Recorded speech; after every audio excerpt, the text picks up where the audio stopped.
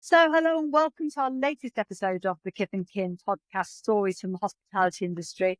I'm really happy to welcome Frances here today to tell us all about the ups and downs that have brought her to where she is today and what makes the hospitality industry so special. So, hi, thank you for coming and joining on this conversation. So, can we just start with an introduction to who you are and what you do? Okay, my name is Frances Gillespie and I am an HR consultant. I started my consultancy 12 years ago after another company takeover where I was head of HR and decided that I would go out on my own and have lots of hospitality clients instead of working for a company. And that's what I do. So I do HR for hospitality because that's my background and that's what I love. So I provide HR services across the spectrum, really, because I was a very generalist HR person when I was leading in the companies that I worked for.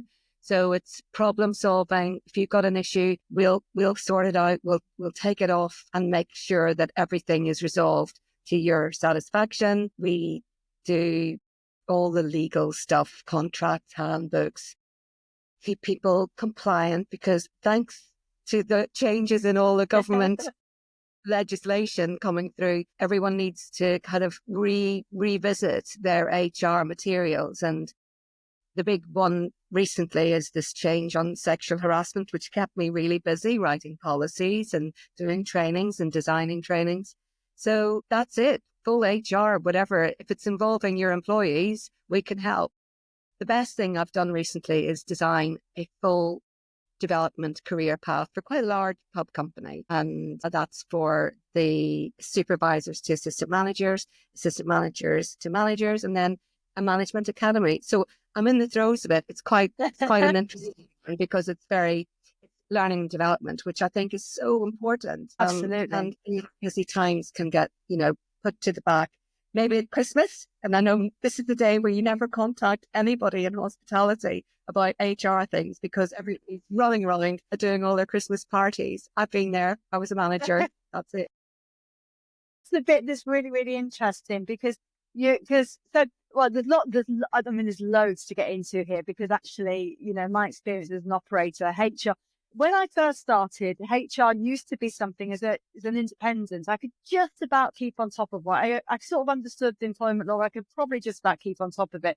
But I mean, we're talking 30 years ago, but now it's so complex and it changes so regularly that actually this is something that it is important to outsource quite and to seek advice for regularly, isn't it? Definitely. That I might get a telephone call. Someone will pass my number on to someone and they will just ring up and say, "Oh, I've got the situation. Can you help?" And yes, we can. And we resolve cases. And I think a lot of the time now, particularly for smaller, very small companies where they haven't got an HR lead, or for the independent owners who we've done quite a lot of support with, you don't want to get it wrong, because if you get it wrong, then it just adds to extra cost and hassle. Just earlier on, I was looking at my email signature, and it says, "Taking the hassle out of HR and leaving you to run your pub, bar, or restaurant." And that's what it says, because I think most operators, they just want to deal with getting bums and seats and great sales and great teams. So dealing with all the niggledy sides of when there's employment problems, like a grievance, for example, it really is time consuming. And really stressful for an operator when they're trying to get on with the daily running of a business to then get sucked into this, and it's not because it is important and it's so easy to get wrong, and if you make a misstep, it could be so costly, and so it's very stressful. But what I really want to get into with you, because I know, obviously, we will come back to your HR because you're an absolute expert at it and do it really, really well for across the industry, and a specialist in hospitality as well, which I think is really important. But the reason why you're a specialist in hospitality is because your background is hospitality. So let's go right back to the beginning. Let's start from where you started and how your journey through the hospitality industry. So let's go to the beginning. Come on, tell us the story. To be honest, if you want to go right back, this is really probably, I don't know if I can say this on record, but I started work in the golf club bar when I was 14 and a half in Ireland, just helping out, serving. My brother ran the bar. So it's always been there. And I moved on in my career. I actually had a career in arts education. I worked in the National Gallery in Dublin, came over to London on a career break where I worked at the Tate, but it wasn't enough money to live on. So I got a part-time job on the famous old Tattershall Castle, which is the big boat in the river. Oh, lovely. I think it's still there. Yeah. And it was just such good fun. And I realised that I'm on a career break. I'm leaving the Tate, the old Tate, and walking down towards the Tattershall Castle. And I'm thinking, I can't wait to get to work. And I just loved it. It was just great fun. And I realised, you know what? Why am I doing something all day that I don't love as much as what I'm doing in the evening? And so I took a full-time job there. One of the managers was leaving to run a pub, the old Slug and Lettuce. This is quite a while ago, obviously. He asked if I'd come and be his assistant manager. So I did. It was all very quick, no training whatsoever, in at the deep end. And then he wasn't well and took some time off. And I ended up running a pub literally with zero experience. But I loved it. And I had a call from the area manager who said, come out, I'm in the car. I can't find a parking space. This is in the middle of London. Yeah. And I come out in the car and he said, you're running this place at the moment as assistant manager. Would you like to be the manager? I was like, yes, please. So I became the general manager and did that for 3 or 4 years. Then the company was taken over. I guess, sorry, I was just asking, I guess that because that's a London pub, that was quite a big pub, was it? I mean, it was... No, to be honest, it was the Slug and Lettuce in Pimlico. All right. Which was it's a lovely old pub, and it was just on the corner in Pimlico. It wasn't a tiny pub, but it wasn't one of the kind of very massive, big posh pubs that you have now. I moved out of London and then ran a double floor restaurant and pub, which had a pub on the first floor and a restaurant in the ground floor, and then a restaurant in the basement. So that was a little bit more multifaceted and a great time. And it was there that then I got asked would I do the training for the company, and then did training, did HR, just then went back and did more exams and qualified in HR. So that was how I ended up moving into HR from hospitality. But when you moved from the Tate to working in a pub, what was it that you loved so much? What was it that was bringing to you beyond what you got in your social day job? Engagement. It's the people, isn't it? I think that's what everybody loves. You're not sitting at a desk. You're not sitting at a computer. You have to do some, nowadays with so many systems, there is that back office side of it, which I think people like a balance. But for the most part, you're meeting people. It's social. It's fun. It's just engaging. And I think there's a sense of job satisfaction. You know, at the end of a really, really busy, great shift, I think you just all go, "Way, that's brilliant." And you can kind of enjoy each other's company, the team camaraderie, all of that. That's, I think, why people love it. I think over the years, it's also become much more structured. In fact, here I am saying I'm designing a career pathway for people to become really, really good managers within the business. And of course, we all know that good managers are the linchpin of performance and making your pub or restaurant sing. And I think it's a career that is and has changed slightly from you have to work 100 hours a week. That has moved on. And I think that's why people will stay. A lot of people stay longer in the business if they have that life balance that they want all this time. I literally said I was speaking at an event recently, and my notes were, I was talking about sort of when I first started in the industry, and I was sort of saying, you know, when we used to work 80-hour weeks, and I had to check myself, and I was going, are there 80 hours in a week? How did I work 80-hour weeks? And I thought, well, maybe it can't have been. It can't have been.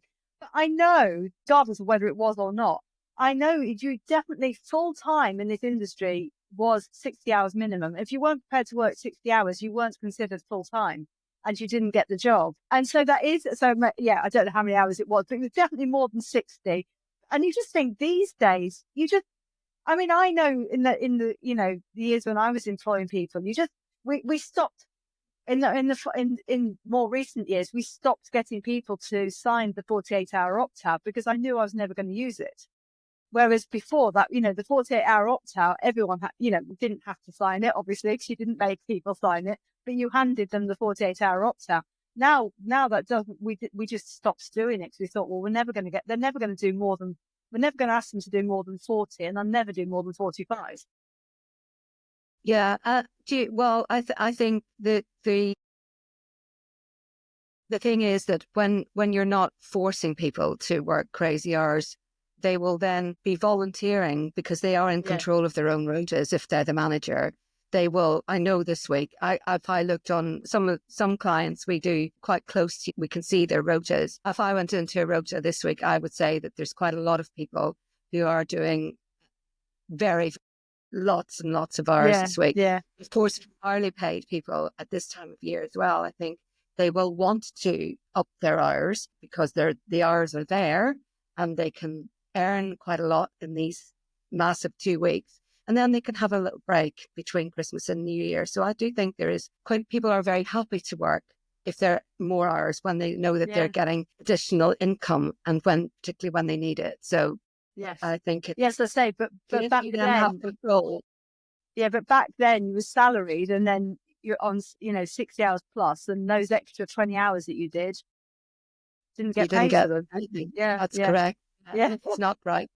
No, it's not. So good job it's all changed. At least good job for the employer. But actually, I think even for employers, I say not even for the employers, they are getting a more engaged, productive workforce. And as you say, people tend to stay in the industry longer because of that, because they're not burning out and just getting, you know. Yeah. Yeah. Anyway, sorry, I interrupted your flow. So you are now, so you from managing, now you have moved into sort of the more HR side of things. Where did it go after that?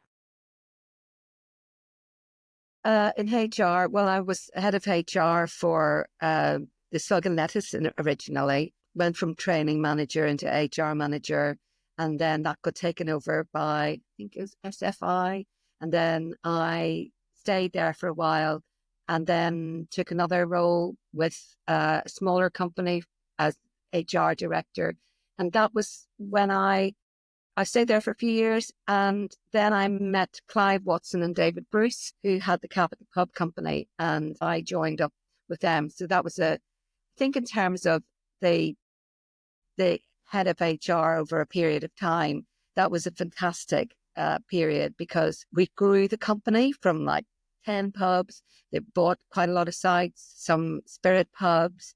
They bought just lots. So we went from a handful up to 35 over a period of 5 to 6 years. It grew relatively organically and it was great. That was where we built a really good culture, really good team. And then Capital Pub Company got bought by Green King. And then I stayed to integrate the Capital Pubs with real pubs to create the Metropolitan division, which is still running very successfully to this day. And that was at the time when I decided, you know, I'm here working for Green King. That's great. But I think I need to go out on my own. And I did. I just made a decision to go. And obviously the people from Capital had started up city pubs. So I knew I had a good client straight away. So continued with city pubs, which was Clive Watson was chairman. And I worked for them as their lead consultant for the last 12 years, and they just got taken over by Young's. And so yeah, that was my career. And over that time, I built up just through referral, really. I mean, running your own business is very, very different to being in a company and driving a culture. You're out on your own. I have other HR subcontractors that I use when I get influx, because we could have a week where it's all swimming along really slowly. And then the next thing you've got, sadly, at this moment in time, and I really feel for some of the operators out there, because it is tough. Surviving for some people is the order of the day, and some people haven't survived. So I might get, look, we're closing our restaurant, and can you come and sort out the redundancies? And but we're selling this one, and can you do the transfer, all of that stuff? And I think that's really important for the teams, that you've got someone who knows what they're doing in there and knows how to treat them with respect and dignity. It's a process. It's not a great absolutely. process. Done well, I think, done with respect and order and good communication is what makes it feel okay. Yeah. And nobody wants to make someone redundant. It's not a pleasant thing. I guess the order of the day as well is that, there are plenty of other jobs for people to take and get into. Yeah, so HR as a consultant, you can do anything. You could have anything come on your table today, and it could be a big project or a small project. And I have built up a nice network of people who I've worked with before, mainly, who then will do some work for me even in their spare time. Some people are not working anymore for employers. They're just, they've taken time out to raise their families or their children, but they will pick up some HR work for me, which is great. It's not flexible. Absolutely. And so, I mean, the thing is that, as I say, we touched on this a bit earlier, but with for hospitality industries, because what's really interesting in hospitality is we have, even a small business always has quite a lot of staff for the size of the business. So we always have this high need for the HR elements to be done. And as I say, when I first started, I used to sort of manage it myself. I don't know if I did manage, well, I probably had an employee, the statement of employment template, which I just filled in the gaps. So, and there you go, there it is. But, but the law changes in this area. It's sort of always sort of evolving, isn't it? And moving. And so to get it right, you do need to be careful to make sure you are doing it properly. And I guess so what I'm gathering from the way that you work is, obviously there's always the crisis, which is that operator will know, right, I need to get someone in on this to make sure this gets done properly. But there's also all of the preventative work, isn't it, which is the getting everything lined up and compliant in the first place. Yes, I think so. Just being ready, having someone review your handbook. You're not going to want to do it yourself, because it's not exactly the most exciting thing to do. But once you know that your handbook is compliant, and the new laws that come in, there's a few laws that came in last year that also relate to the contract. I did quite a bit of work prior to October to make sure that anyone who was going on to an inland revenue trunk, the new trunk, tipping scheme, and if they were having an inland revenue trunk scheme, that their contracts were correct, because where a contract has been around for quite a while and the same thing is being used, it would have, for some people, what it was saying in the contract about the tips could have not been compliant with HMRC and could have cost them if there had been a problem. So that's the kind of thing that I'll go and root out to make sure that they're not going to get in trouble and prevent it. The other prevention aspect, I think, in terms of, let's go to the piece that people really fear most, is getting an early conciliation land on their table from ACAS because an employee is going to make a claim. That preventing that is through management training. So we run quite a few online in-person courses just to make sure that your manager doesn't need to know everything about employment law, but they need to know like 10 key things that if this happens, pick up the phone. Don't deal with it until you know exactly what you need to do, so that you can make sure your managers don't do the wrong step. That's a really good prevention. Having a really good training and development, and so the expectations of what is expected of someone coming in as a part-time bartender, if they know the rules and it's very clear and they're onboarding, then you don't get issues. So one of my favorite strap lines is nip it in the bud. And that's making sure managers know that, dare I say, from my dissertation when I did my studies halfway through my HR career, I did some really good research on hospitality managers and why they don't do the disciplinary procedure. And you can see how it is. Because hospitality is hospitable. It's a social, engaging place. So running around with your disciplinary invite just feels so alien. I know, but we're all people pleasers, aren't we? We want people to be happy. Our job is to make people happy and to make it easy for them and to serve. And that goes for our staff as well. So it's setting those boundaries and knowing where and nipping it in the bud. We go, oh, it's all right this time. Yeah, it's tough. I'm not really wanting to deal with that today. Because it's just, it's going to cause like a bit of conflict. But training managers on how to deal with it in a nice way, maybe not nice, but how to have a good, successful conversation about, please don't do that again. If you do, I might have a stronger word. And I was sort of thinking about, so HR all sits there as part of the compassionate leadership kind of model. You, in order to be a good leader and to manage well, you need to have all of this in place so that people do know what their expectations are, and that actually, but also enforcing all this stuff. As you say, it can be difficult to manage that conflict with one person, but actually, if you don't, the impact that has on the overall team and the culture of your business, and it has such an impact. So actually the most compassionate thing to do for the individual but also for the team is to deal with it and to face it and to take that role.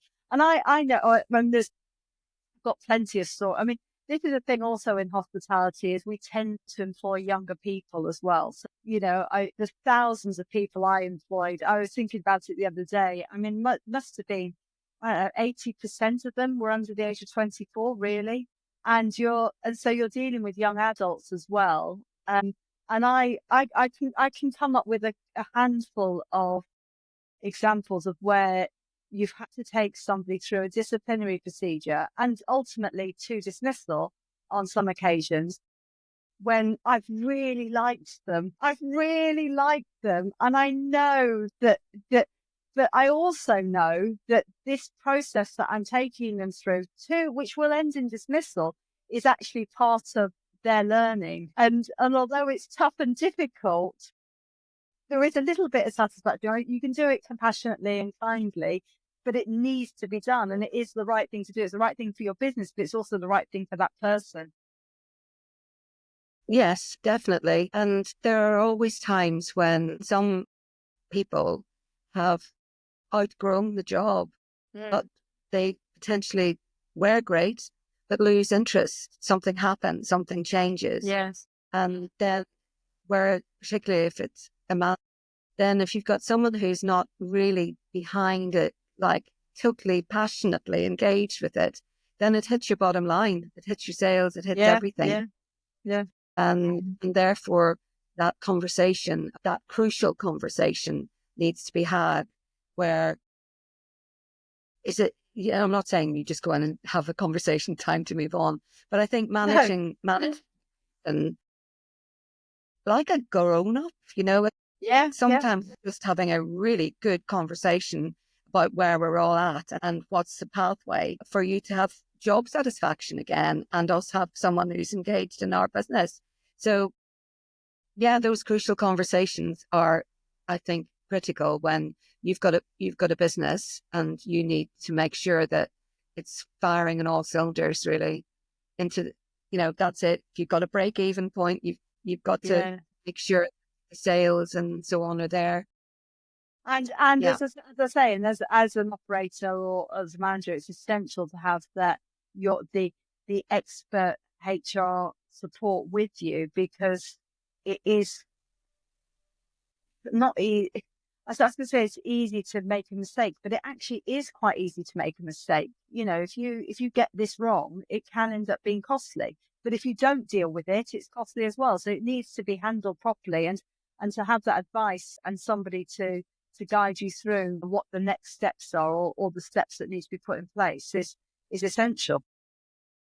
Yes, and I think what happens sometimes, well, and this can be with anyone on the team, sometimes because it's hospitable, it's been left, and then the next thing, it's like they want to go to the end procedure without Yeah. without anything, and we have to roll it back and talk a little bit more about where where we start this process, and that's the thing that can get confusing for people is, this person's terrible, but they were terrible 6 months ago, and Yes. we haven't Yeah. had a line in the sand. So a line in the Yeah. sand is a good thing. But I think we're talking about the problem issues. I think there's also all the positive sides of it, and that is making people have really good careers and Right. focusing on that development piece and having a system in place for managing people's development, growth, engagement. And I do help some companies with their process for that. I have to say, I've found, particularly in the last number of years, that this annual appraisal thing has really gone out the window, if Yeah. it ever was there in the Yeah. first place. Do you ever do appraisals when you were a manager?